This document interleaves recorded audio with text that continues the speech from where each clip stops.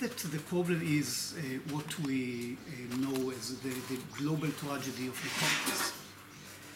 Because if I guess that all familiar with the tragedy of the commons, if it's not mine, I care less.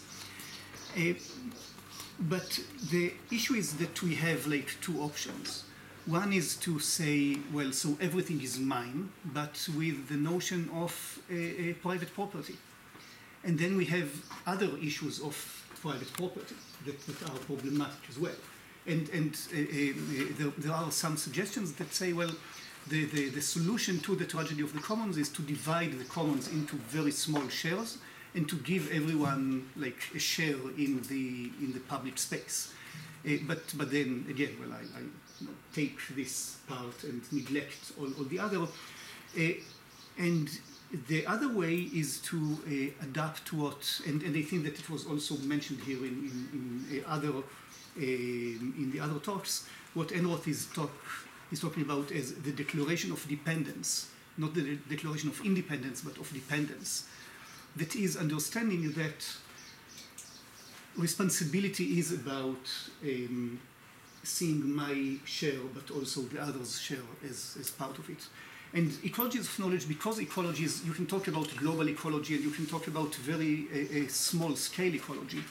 I think that it opens the possibility not to say, well, okay, so each of us only takes care of its own backyard, but rather to see the connection between my backyard and the globe and many other places. So I think that in a way, against the alienation that we sometimes feel towards science, positivist science, against the commons as something that we are not really responsible for. So I think that this might be a way of rethinking those connections between place and action and knowledge and responsibility. Okay. And just one word, because you mentioned the tragedy of the commons. Again, I think we can learn that this is not just an issue that you can resolve by choosing the right philosophical position, but Elinor Ostrom, who won the Economy Nobel Prize for her studies of concrete communities guarding the commons, shows that this is, I think, that this is an empirical problem. It has a lot to do with the institutional arrangements by which we can safeguard the commons. Only that what she observed were more or less local commons, and now we have to do with global commons, and that is again along the lines of your fundamental dichotomy, is a completely new challenge that we have to find out.